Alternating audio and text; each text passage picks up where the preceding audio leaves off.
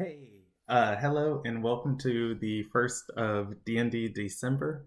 There are going to be some campaign videos coming out, but this I just wanted to do like a storytelling moment of one of my favorite moments of D&D.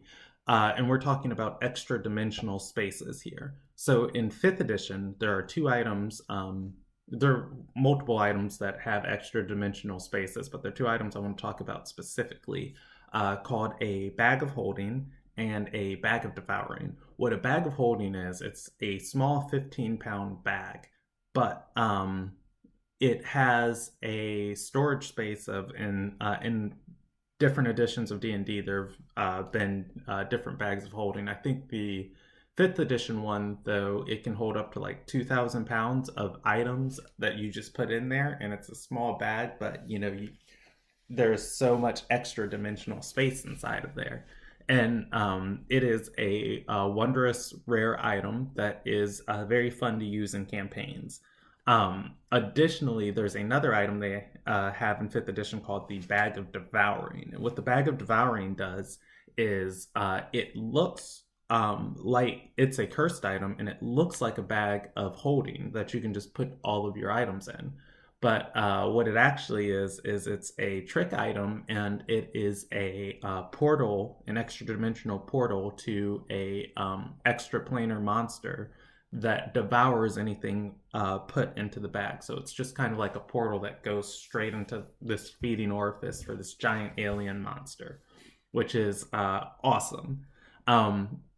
In the way the bag of devouring works is, you put your items in there, and if they're non-organic, they stay in there for a day, and then at sunrise, you roll a percent die, and there's a chance that the monster devours the contents of the bag. If they are organic, as soon as you put that material in there, including a hand, like if somebody puts their hand in there, whatever organic material that's placed in the bag has to roll a strength check or be pulled into the bag by the creature, and then has to roll a second check inside of the bag to try and escape the creature's grasp and not be devoured. If you fail the second check, you die instantly. So it's this it's this very fun item to play with a lot of potential if the players see it coming. Not very fun if the players don't see it coming, and somebody ends up accidentally getting devoured by it. I want to give one of my favorite moments from a campaign using this item. So I was playing a fighter in a 5th edition campaign, and my fighter worked for this military organization. And very early in the campaign, we had the chance to, our DM tried to trick us, and we had the chance to buy a bag that we thought was a bag of holding. My squire at the time had realized that it was a bag of devouring, and my character, being the noble knight he was, bought it anyways, so nobody else could, buy this bag and be tricked by it and devoured by it. And as soon as we bought the bag, I talked to my dungeon master in private and tell him I don't trust my evil party members with this bag, and I have this item called the Wondrous Pigments, which allows me to paint an item and make a visual copy of it worth 25 gold. And it doesn't replicate the properties of the item, but it looks like that. And I tell my dungeon master, immediately my character goes home, he makes a copy of this bag. Anytime he's in town, he stores the bag of devouring in his vault at his house, and anytime he's adventuring, he has the real bag with him. And so while we were in town, they see I have this new magical bag, and they try and steal it from me. And two party members get into a fight over it, trying to pull it from my grasp. And then a party member's pet comes, and they command it to take the bag. And between the three people fighting over this fake bag, they rip it and puncture the bag. And if you know anything about the bag of holding or the bag of devouring, if it's ever punctured, the magic fades from it and the extra dimensional space ceases to function. And so, after the bag rips, everybody in the party feels bad. Like, oh my gosh, we just broke, Gibson was the name of the character I was playing at the time. We just broke Gibson's fancy magical item that he had just bought. Oh, okay, we feel bad. We're sorry. We're sorry. And I'm just like, you know what, guys? It's okay. If I can just have the bag back, I'll still use it as a regular bag. And everybody's like, oh, okay, yeah, we apologize. And, their characters give my character back the bag. And it is the fake bag that he expected them to try and steal. And so sessions and sessions and sessions and sessions go on of like nobody ever thinking about this bag again. And we get into this fight, which is one of the huge like storyline climactic moments of the campaign, where the military organization that my character is a part of has a legendary barbarian general who's been commanding it, and this guy is like this unstoppable warrior, and this entire legion of gnolls, led by this death cleric, take over the fortress and capture him and chain him up in the bottom dungeon of this fortress, and behind adamantium bars with adamantium shackles, and just chained to the ground. No way into this cell, no way to unlock him. Like, they're planning on executing him, and there are just legions and legions of gnolls around this fortress. And so our DM wanted it to be this big epic moment, where we lose a character that we really care about, and we have just cause to go after the villain. And he didn't really write in any way in that situation that we could save this guy. We were expected to see him die and then flee the fortress. And so we fight through countless numbers of gnolls to the dungeons. My character breaks off from the party as the party decides to hold back the gnolls, and they tell my character to go free the general. And, he goes downstairs alone to try and free the general. The person who had the key was on another floor of the dungeon and had been killed and devoured by gnolls, and the key was lost. So there's, if you know anything about adamantium in Dungeons & Dragons, adamantium is like one of the hardest substances in the world. You can't just take a hammer or a weapon to it and try and break adamantium unless you can make like a DC 30 strength check. Like, it is, and that's DC 30 strength check is very hard to do in 5th edition. That's like a near impossible task. And it is a very hard substance. Like, my character had adamantium armor at the time, but he didn't have any adamantium weapons.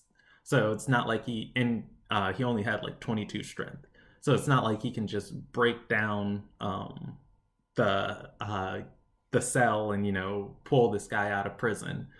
And so he has a elemental gem on him for an earth elemental. And one of the cool things about earth elementals in all editions of D&D is they can glide through any stone or worked metal as if it was water. So he could go underneath the stone floor and on the other side of the bars and talk to the general that my character could see through the bars.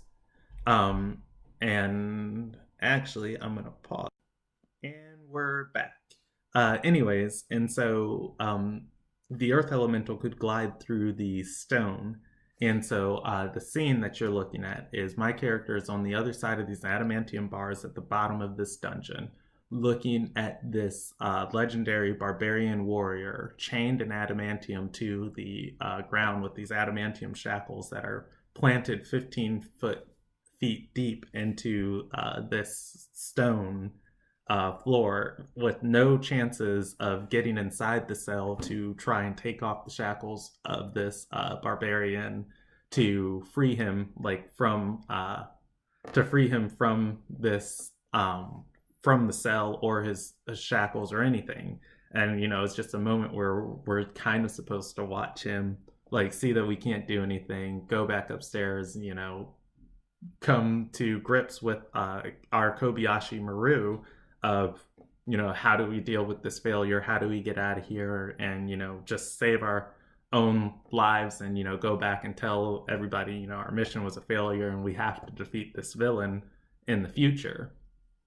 But instead, what happens is while I'm sitting down there and, I'm talking to my earth elemental about all of the bindings into the floor and, it's laying out the makeup of the cell for me, I say, all right, we only have one chance to do this. And everybody looks at me like, Brandon, what are you doing? And I was like, my character pulls out the bag of devouring. And they all say, wait, the bag of devouring's broke. And I was like, no, the fake bag of devouring is broke. And my character, pulls out the bag of devouring, puts it on the other side of, or puts it on the floor. And the properties of the bag of devouring is it is a magical bag. If you put any organic material in it, and it fails that strength check to be pulled into the bag, it magically sucks in that entire being into that extra dimensional space. So your body warps and you are pulled into the bag, which is great because I will explain that in a second. So my character voluntarily fails the save to be pulled into the bag, and this is crazy because now you have one round of you either die or you get out of the bag. And so before I put my hand in the bag, I tell the earth elemental after I'm inside the bag, pull the bag through the bars of the cell and, pick me up there. So I go into the bag for one round. 6 seconds passes, the earth elemental grabs the bag on the other side of the cell and I make the save. I roll the save to get out of the bag and just barely end up making it, which is, I think it's like a DC 25 strength check or DC 25 athletics check. I'll have to go back and look at that to fight your way out of the bag. So my character manages not to get devoured, and now he's on the other side of these adamantium bars that he could not break. And the next task is looking at the raging legendary barbarian in front of us who is trying to break out of these adamantium shackles and can't. And my character has a immovable rod. So he puts the rod around the raging barbarian's neck because he needs this guy to fail a strength save, and he chokes him unconscious for a minute, just like go to sleep, go to sleep, go to sleep, go to sleep. And after he chokes this general unconscious, so the barbarian, can't fight back, he picks up his hand, puts it in the bag of devouring, and it sucks him into the bag of devouring. And so my character has one chance to roll the athletics check to pull this guy out of the bag before he is devoured completely. And as the general is pulled into the bag, he comes conscious and makes the check himself, pulls himself out of the bag, and then tears the bag himself. But the cool thing that the bag devouring did is it broke him out of the adamantium shackles, magically, pulling his body around it. And then the barbarian general proceeds to then pick up my character, who is wearing magically reinforced adamantium full plate armor, and use my character as a battering ram to break the adamantium bars. And then we fight our way out of the fortress with the help of the barbarian general. And it was this great moment of everybody just like at the table coming together for like problem solving that we didn't even know we were capable of, using this extra dimensional space of, jumping inside the bag to get on the other side of the bars, and then from the other side of the bars, using the bag to pull the general out of the shackles. And then the plan was to try and pull the general out on the other side of the bars with my character, making, two more of these really risky checks. But, with the general's help, we were able to break out of the cell. And that was probably one of my favorite moments of just using extra dimensional space in ways that you don't really think about. And that's going to do it for this D&D December video. Sorry about that pause in the middle. I just had to take care of something. And please come back and I'll talk to you maybe tomorrow, maybe Monday with another video. Well, Monday we'll have a campaign, so that will be up here. So there will be more of these videos likely on my phone. Thank you for watching, and subscribe or do all that stuff. The buttons are all below. Have a great day.